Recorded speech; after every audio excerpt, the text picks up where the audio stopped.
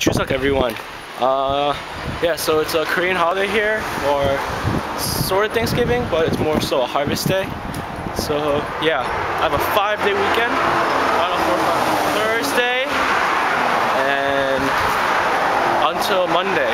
So yeah, I am in a different city south called Kimjae. Here's just a quick look. Countryside yet again. Yeah.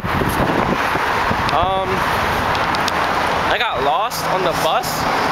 I missed my stop and I didn't notice until right before the highway. So I got off the bus and I'm making my way to the bus terminal to meet my friends. So yeah, luckily I know Korean, so I can navigate myself around the place.